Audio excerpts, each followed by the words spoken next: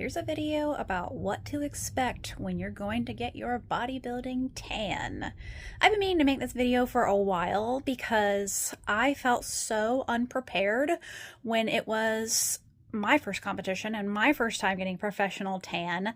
It was such a unique experience that I think it warrants having some kind of warning or heads up about what exactly you're going to go through, because there's literally nothing like this experience. Okay, so usually these the professional tanning process is going to cost you anywhere from, I'd say, $125 to $175. At least that is my experience here on the East Coast. I'm in Virginia. And I have gone all up and down the East Coast to compete, literally. So that is my experience with the cost on average. You will set your appointment. You will get instructions from the tanner, the professional tanner, in your email. It's usually very blanket, very generic. So most of the time, the tanner is either going to be located in the host hotel where the bodybuilding show promoter has arranged for the bodybuilders for the competitors to actually stay at the hotel, like that's nearby the actual venue. Most of the time they're in that hotel, although I have had times where they are at the actual venue, backstage somewhere, just somewhere in the building. So you're gonna go in. If it's in anywhere it is, the room is usually going to be covered in plastic. You're going to walk in. There's going to be a couple of ladies ready to greet you, and there's going to be lines of these little tents. They're super, super cheap tents that are probably about 7 feet tall.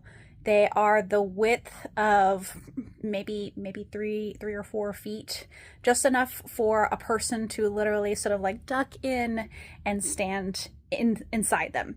And you're going to see all these are going to be lined up, usually around the corners of the room, maybe a couple of different rows, faced in a way that they can separate competitors and give them something of a little bit of privacy, because you're going to have to strip down, usually completely naked if you're female. If you're male, you might have to be able to wear a little sock. You might be able to wear some little small underwear, something along those lines. But some of you are just going to have to be naked.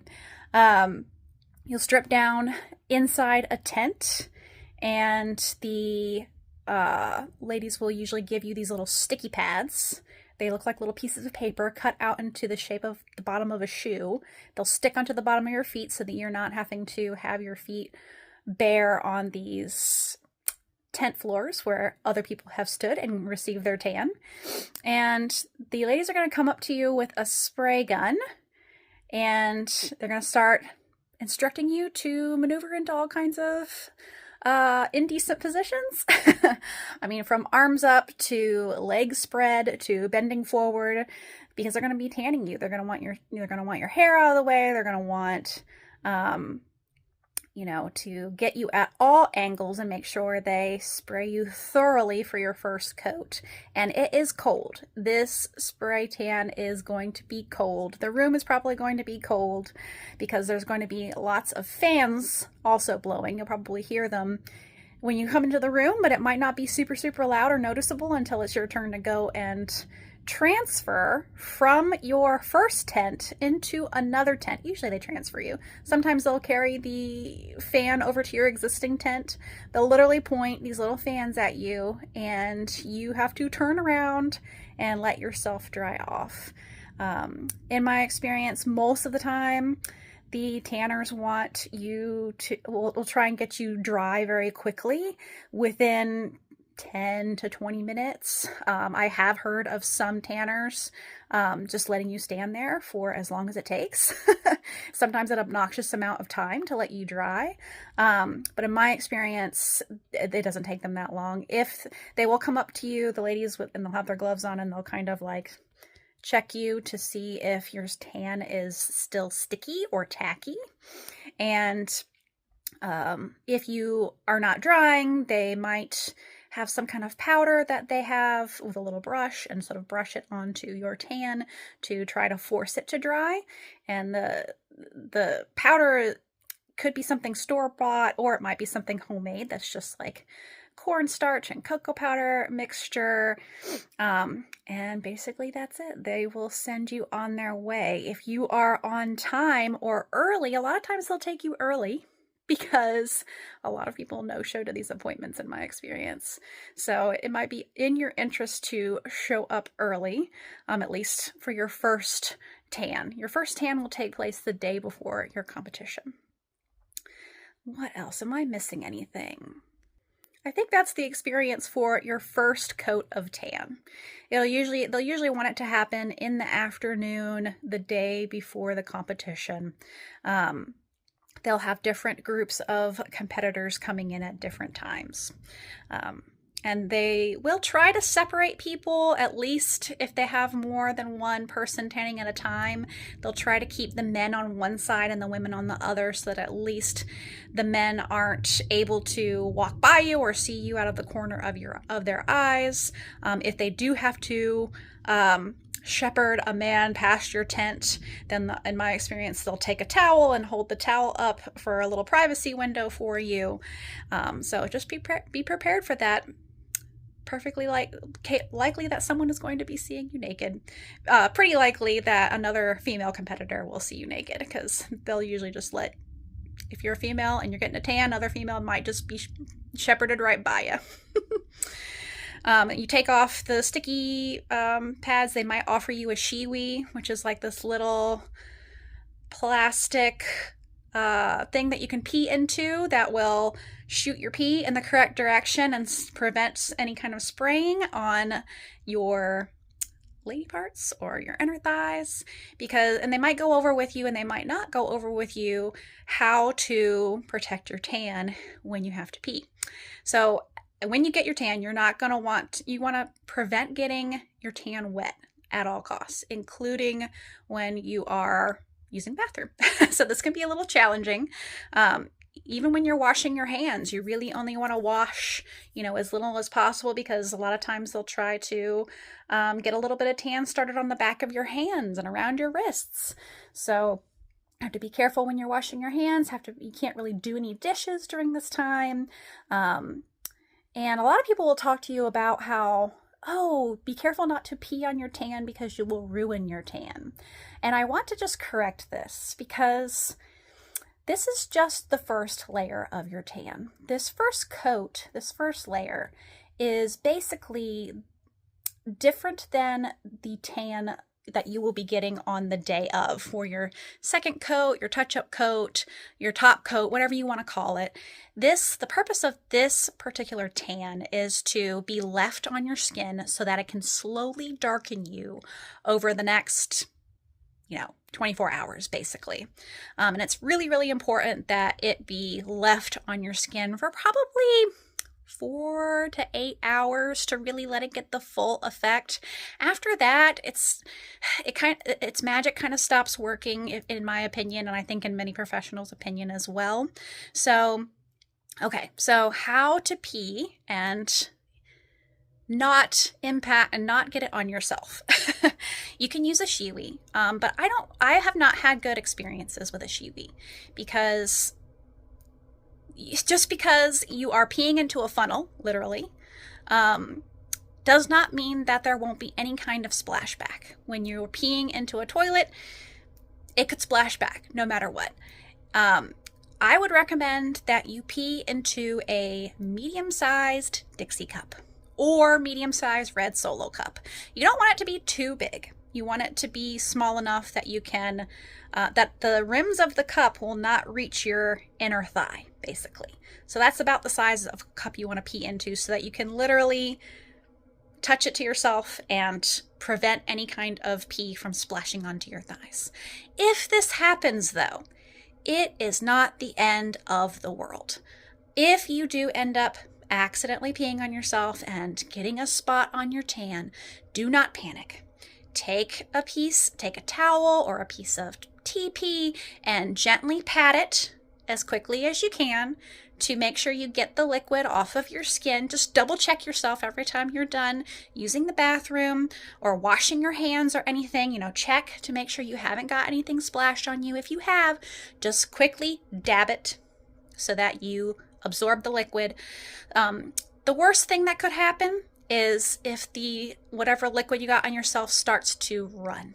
And if it leaves a little trail as as it flows down your body at some point, that is probably going to be the hardest thing to correct, but it's still not the end of the world. Because the next day, before your show, at some point, you're going to go back in for a touch-up. And that's, for a lot of people, if you don't need a dark second coat, that's the purpose of the touch-up, just to go in and kind of cover any imperfections, right? Although a lot of tanners, they will just do a second coat for everyone. Depending on how fair you are, you might need a thicker and more intense second coat than other people. Sometimes this is me, obviously. I'm a vampire. But a lot of times they will do this with your bikini on. Some people will have you have the bikini off for the second coat, but that's not as common. Usually they'll have you come with your bikini on, no heels, no jewelry, and they will just give you a second coat, a second brush through, again, with the same gun. It is technically a different product most of the time because it's darker. It's not something that's going to have to sit on your skin for a long period of time to slowly darken your skin, right? So a lot of times this will be a little bit of a darker tan. They'll touch up any imperfections, any kind of watermarks that you've gotten, and that's it. Besides going in and getting your glaze before your show, that's what you can expect. So don't be like me. If you accidentally do get your tan wet the night before, do not panic. You will be able to get a touch-up. You do not have to go purchase any self-tanning products to do your own touch-ups. The ladies who you have hired as professionals will take care of you. And if you've paid for the tanning, the cost always includes a glaze before you go, soon before you go on stage. A lot of times, you will get your second coat of your tan at the venue. Sometimes it will also be at the host hotel, and then the spray tanners will come behind stage and give you your glaze before you go on stage. But most of the time, the show tanners, I would say, are at the venue somewhere, and you will get your second coat at the venue, and then once again, you will go see them again to get your glaze before you go on stage there. And it may not be very private either. Sometimes the show tanners will be directly behind stage. Competitors could come around the corner and look to their left or right and see you there getting your spray tan. So it may not be very private at all. Just a heads up. In my experience, I would definitely try and nail down actual appointment times for both. It's easy to get an appointment with your tanners the day before. The day of, it depends on who your tanner is. Some of them will have you actually come in at a specific set time, and others will sort of wing it and just call your name from a checklist. If they are calling your name from a checklist, be prepared to be a little pushy because it may, in my experience, they could start running behind. They could call out your name and you could miss it, or they could just miss you altogether. So keep track of the time when you are supposed to be going on stage, and if you need to go and ask them to get your second coat or to get your glaze, do not be afraid to do this. It depends on how organized the tanner is. Even when you do get a specific time to come back the day of the competition, a lot of times, even though it sounds like you have an appointment time, it's not actually an individual appointment time. It will be an appointment time for your category. okay? For your category. What does that mean? If you are bikini, then that professional tanner has likely told all of the bikini girls to come back at the same time as you. And so you will arrive and lo and behold, there will be a full line of other bikini girls.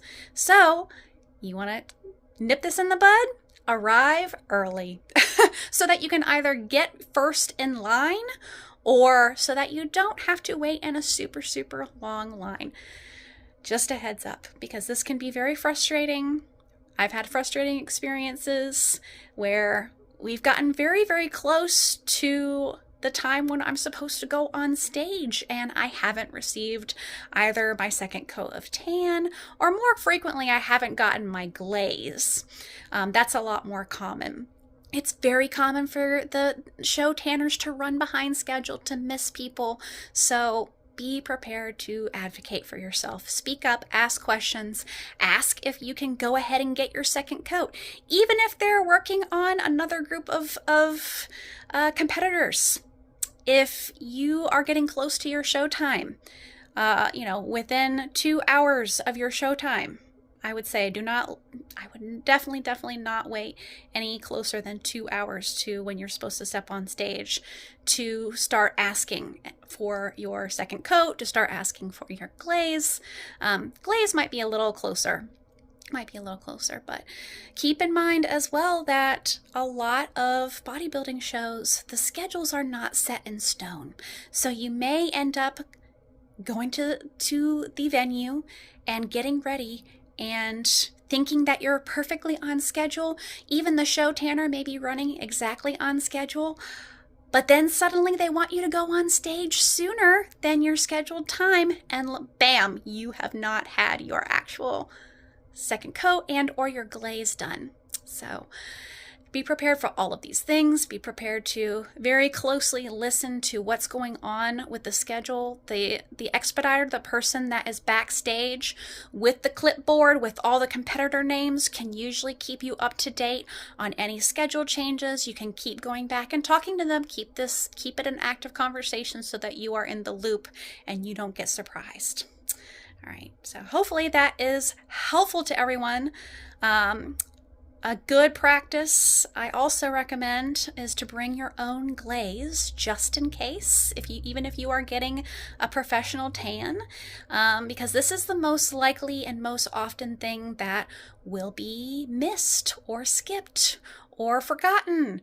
There's a lot going on backstage, and it's very easy to miss this step. So I would purchase the Pro Tan glaze and have that in your bag, and never spray the glaze directly onto your skin. Bring plastic gloves as well that you can put on. Spray the glaze onto the glove and then rub it onto your body to complete your own glaze if you have to. If you spray it directly on your skin, it's most likely going to cause your tan to run, and it can ruin parts of your tan, especially if you have a part of your body that is, if your skin is oily or if your skin is overly moisturized, then sometimes the tan won't really stick to the skin. It will be sitting on top of the skin, and when you add that show glaze, it will start to drip. For me, the problem area is always the chest. So hopefully all these tips have been helpful. Let me know if you have any questions in the comments. Sorry this is long, but I just wish someone had had all these conversations with me the day before, because man, it's been a lot. It's been a lot to learn. It's been a lot to get used to. Good luck on your first show. Have an amazing time. Let me know if you have any questions, and give me a follow if you like this content. I hope to put out some more, hopefully not quite this long, similar, but take care, guys.